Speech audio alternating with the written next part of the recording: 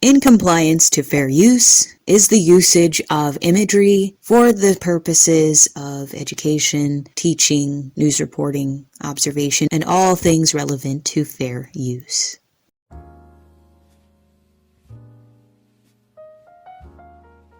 I was thinking about this subject the other day, although I will say this often comes to mind, that images such as these, and even news reports, are saying a message without overtly scripting what is being stated. And that is that marriage, community, nuclear family, togetherness, and the virtues of in-group dynamics are being validated by content such as these. I am of the belief that these are concerted efforts, but that it is so indwelled in other collectives to be pro-marriage in the nuclear family that they don't have to posture themselves in a way where they're selling that in a way that we would have to, because we are new to this. We are not as convenient to this notion as other collectives are. For us, being pro-marriage in the nuclear family is a fighting battle that we are fighting against those who are anti those norms. But in other collectives, it is so common for them to promote marriage in the nuclear family that that's all they see and promote and realize and validate within themselves. While I know that life imitating art is a very intriguing and complex conversation, the media psychology of it all, I also know that with other collectives, they don't have to rely on art to relay the message that they are collectively speaking to. For us, it's like, wow, a beautiful nuclear family, because it's not as expected. Whereas when we see content that is promoting us, it's brokenness. You'll see a bunch of people typically fighting all the time, bashing each other, hateful, just imagery that makes your brain collapse. It makes you traumatized. It makes you heavy laden, but not at peace. And that's why sometimes if I want to live vicariously through that peaceful, at ease energy, I just go and I watch, consume content that are pro other collectives, and meaning that I'm pro marriage in and of itself, I'm pro the nuclear family in and of itself, so I could see the virtues of that being promoted within content, even if it is of collectives that are not, that I can relate to. However, I do have some questions.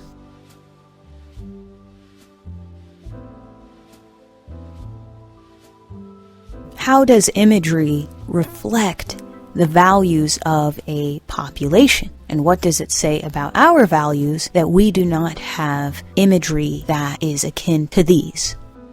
What values do we collectively possess to say that we're pro-marriage and pro the nuclear family and pro-community if we're not even promoting those things at large?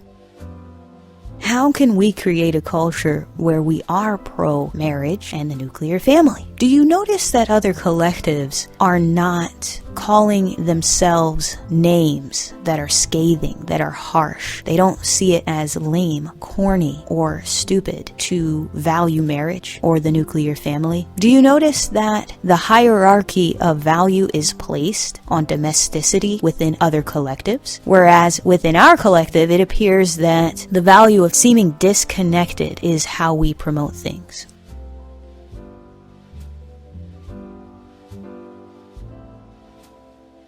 Other collectives are extremely celebratory when it comes to pro-marriage, pro-nuclear family themes. They're very dominant when it comes to marriage and the nuclear family. Marriage in the nuclear family is their nucleus. That's how they define romantic relationships. And they see the family as the center of their civilizations. And it's not just the imagery they promote in terms of reality television. It's also fictional imagery, art, and the books they write, the seminars they hold, and the entirety of their culture being pro-marriage and the nuclear family. They are adamant about marriage in the nuclear family. It has not phased out. It's not seen as antiquated, even though there are offshoots of their population that are not trying to value marriage in the nuclear family. They're thinking that from an angle of practicality. they're not thinking of that from an angle of poor morality. So for example, if they are anti-marriage, it's typically because they are anti-divorce. Whereas with us, there are many reasons that we may claim to be anti-marriage. Meanwhile, people will still breed outside of wedlock. So you value, I guess, in some strange way, the continuation of a population, but you don't value the sanctity that you're continuing that lineage in.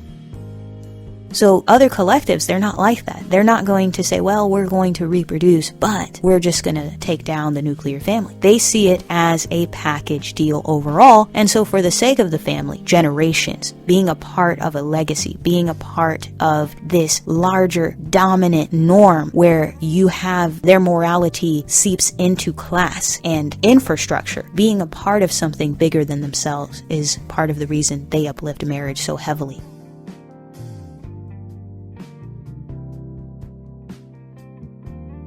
They are a collective where no matter the class level, no matter the education, no matter the different demographic markers that could delineate them, they will have high marriage rates. So much so that whether they're celebrities or someone who grows up in a low-income environment, they are still related by marriage and unity and the nuclear family. Their marriage rates are incredibly standstill, and that unites them as a group, and I believe that's part of why their confidence is a lot higher. Their sense of relatability to themselves is higher. There are so many things that they are higher in, and it starts with the fact that they have inner communities within their household. They're seeing it reflected around them. They're seeing it for generations. They're seeing it globally. They're seeing it across every marker of human influence you can have, and that's a high moral code to appease. And I believe that the dignity of how a collective is valued is based on how they dignify themselves or the lack thereof.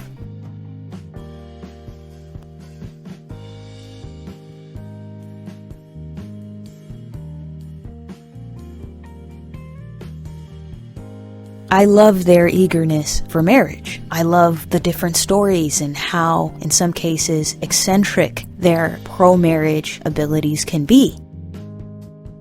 And I love how they are self-contained. They do not look outside of themselves, so much so that it is not seen as normal if they were to look outside of themselves for meaning or value. And I think that is something that is not as practiced within us. I think we have to, as a collective, look outside of ourselves if we're looking for idealized examples in many instances. But I also think that everything that we want, that we see that they have to the point that we want to cling to them, is something we could have otherwise created within ourselves, but we have not. So we're looking for that refuge and haven, but we're not going to find it within ourselves if we don't simply create that.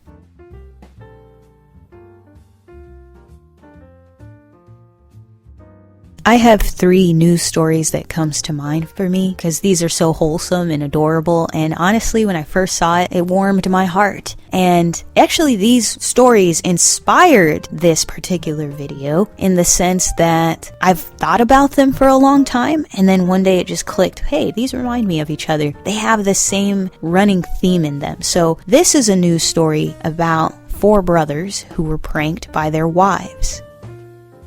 So these siblings, their wives each decided to prank them by having them go into, I think it was a family event, wearing the same shirt. And I find that incredibly wholesome because there's no nudity, there's no drug usage, perversion, bad words being used. It's just a bunch of family content. Also, I thought it was really sweet how all the brothers have their wives. So that whole family, and I don't know how many siblings they have in total or if it's just the 4 of them, happen to all be married. And you may think that that's common sense, and I think in other collectives, something they can afford to take for granted, that their siblings could be married, they're married, everyone they know for miles are married. That's something that they understand very well because they have so many nuclear families. You can assume that even them growing up in one, they would eventually create that. But in our collective, it's so sporadic that maybe 1 or 2 people in a family could be in that lifestyle, and it's not something everyone would do. Everybody looks so self-contained contained. They look like they find the value within themselves as a collective, that they have everything to value about themselves and they're not looking outwardly. And that contentment, that self-realization, that ability to value their phenotype, their genetics, their collective influence is something that other collectives have way more than we can say.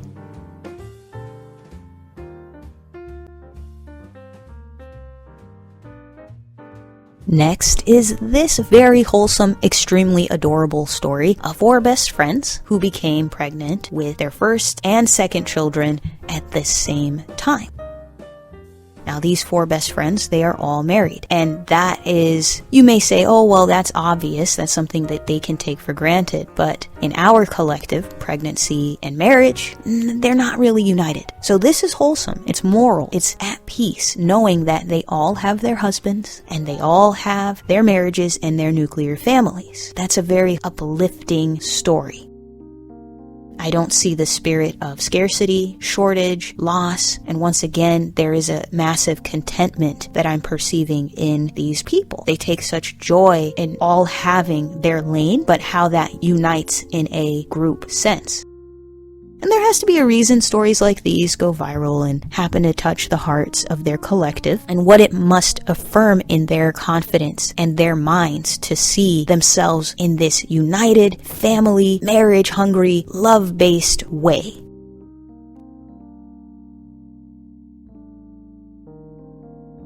And there are likely honorable mentions, but this is the other story that came to mind for me, is identical twins who married other identical twins. And while this story is eccentric and zany, and it has its question marks, it's certainly fascinating because, once again, it proves the point, and I don't know how many siblings they have in totality, but I know that it proves the point that other collectives are highly married. And they're so highly married, the stories of how they met or the types of marriages they can form are like movie scripts. They're very out of this world, and they're allowed to have all this nuance. They're allowed to have all this variety amongst themselves because they get married so often that there is so much to choose from. It becomes an illustration of the depth of what being alive is. Whereas in our collective, how many tropes can you get when you're talking about the broken home? It all becomes the same thing. It morphs into this void of what does it matter how you met, because if it's going to be in a broken context, there's nothing in that feeds on love. It doesn't ooze the sense of togetherness, commitment, and other high moral qualities a people could have. So I would even argue that when I see stories like these, it makes the sanctity of life appear miraculous. It makes people appear like they are being gifted and given the best that God has to offer, rather than stories of how you met. And then you think of the broken home outcome, and all I can think of is hypersexuality and lack of morals, lack of boundaries, lack of order, lack of structure. Don't you notice how with other collectives they marry so often? It influences how they could be perceived in the totality of being human, whereas with us, there's a dehumanization when you're looking at numbers and it says, oh, this many single parents exist. And it's like, wow, how many of that can keep happening? And there's no diversity of the storyline with that.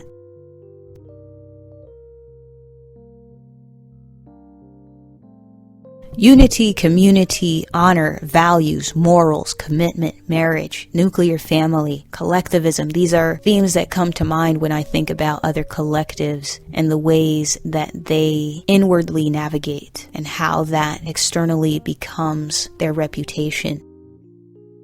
I would say collectively, no matter what they politically align to, they are within their social behaviors conservative as compared to our collective where everything appears to devolve around sex and perversion and just anybody going ahead and doing whatever they want. In fact, that liberal, and I'm not speaking on the politics of these things, but I'm just saying on that socially liberal, like anything goes culture, I just associate that unfortunately with us, whereas with them, boundaries, the law of the land is structured within their households, and so much so that they have concepts like disowning and inheritance and all of these norms that you can actually biblically find. They practice it just as a cultural element.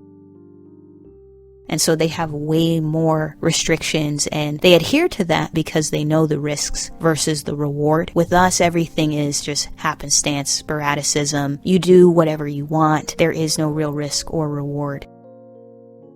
They very much value the virtues of family, and it doesn't seem to matter what their different cultures are within the non-Black collectives. They are pro-marriage and the nuclear family, and that benefits their children, that benefits their men and women. It is just a benefit overall, and they feel very content with that, very contained within themselves. They don't look like they want to change that anytime soon, nor do they have to, because if it's working, fulfill it.